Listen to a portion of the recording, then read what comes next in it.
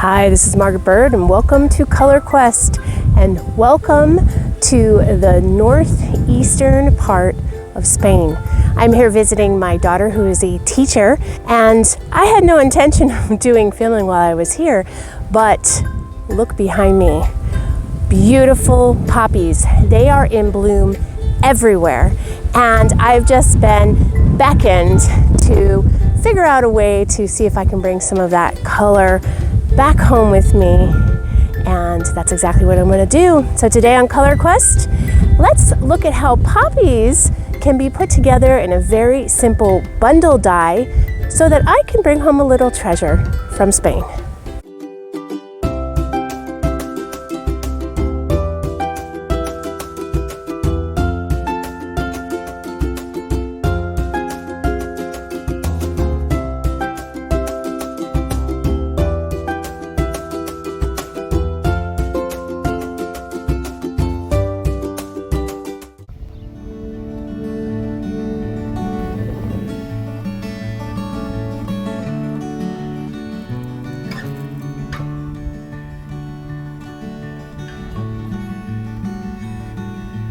Kinds of wildflowers blooming everywhere, but the poppies are really in every nook and cranny. I have no problem doing some ethical foraging and picking a nice bundle to do some steam dyeing.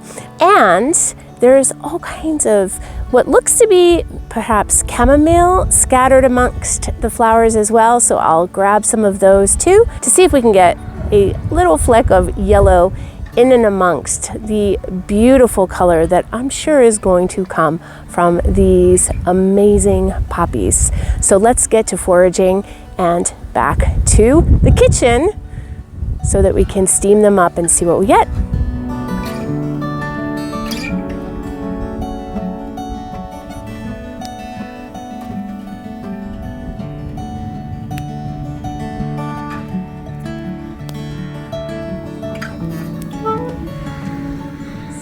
So when you travel, one of the best things to just kind of open yourself up to is needing to wing it. And that is, unless you're going to be bringing everything with you that you have in your dye studio, you're going to have to make do with what you have.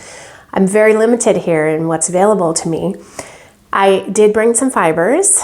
I didn't have time to think much about it. I just threw a bunch of fibers in. So I have a mishmash. I have some things that have been pre-treated with soy milk, some with tannin, I think some with aluminum acetate. I always try to have an inventory of fibers that have been pre-treated with mordants, but in my rush to leave and be gone for 2 months, I just kind of threw some stuff in my bag.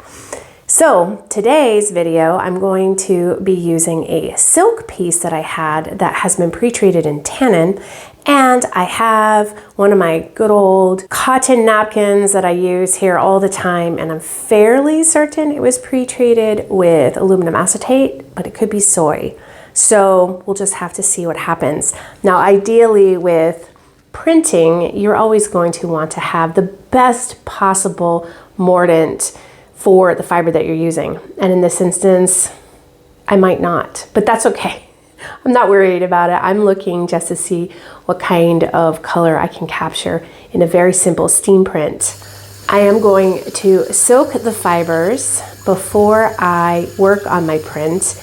And the reason for that is because I don't have a lot of time, and I do want to have the fiber already be ready to accept the color. I am going to be steaming, and I realize I don't have string or rubber bands or any binding material. So I'm going to have to use tin foil to keep my bundle nice and tight. Again, just making do with what I have. So I'm going to pre-wet the fiber and then wring it out really well. I'm not looking to get a really sharp print today. I don't have a dowel. I'm not going to be using any type of barrier paper. I don't care if the prints print back on themselves. I just want to have a really pretty, almost watercolor effect. I am, however, going to steam because I want there to be some essence of a print as opposed to dyeing the fiber in a pot of water, which is an option, but I'd like to try to see if we can't capture some variation with color and also with some of the fiber staying neutral.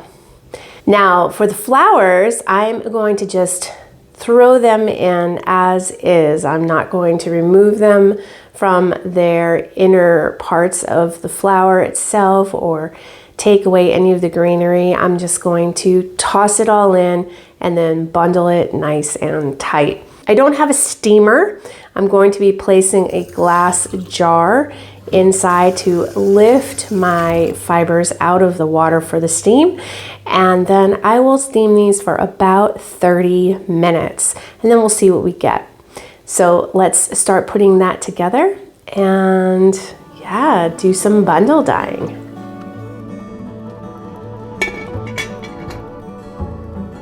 So here are the flowers. I'm going to be keeping these intact as much as I can, but I'm going to try to use quite a bit on both of the fibers. And then I have these little tiny daisy-like flowers, which could be wild chamomile. I'm not sure, but I'm hoping we might get a little pop of yellow. We'll leave all of the greenery on and everything because we might get a little bit of color from that as well. I'm not worried about the insides. I'm hoping these might provide a different color or a darker color and add a little dimension to the overall print. Let's start bundling.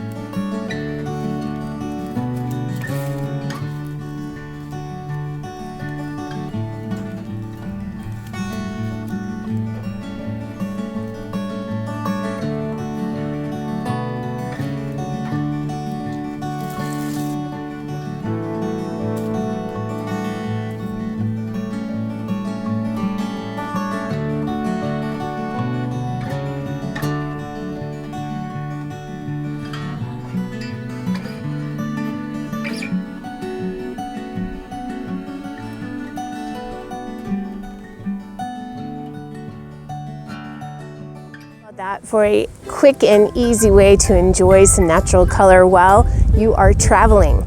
Always keep your eyes open. You never know what magic is going to be right under your fingertips, and it's such an amazing way to connect in with your local environment and just spend time in nature. Now next week on Color Quest, I'm going to have to do just one more video on these incredible poppies, and that is, let's make a pot of poppy dye and see how it may bring about an interesting or different color on something like wool. So I wish you all kinds of colorful fun in your dye studio. Until next week, when I see you here on Color Quest in Spain. So when you travel, one of the things you have to, there's a mess. My hair is windswept from being out there getting the poppies. So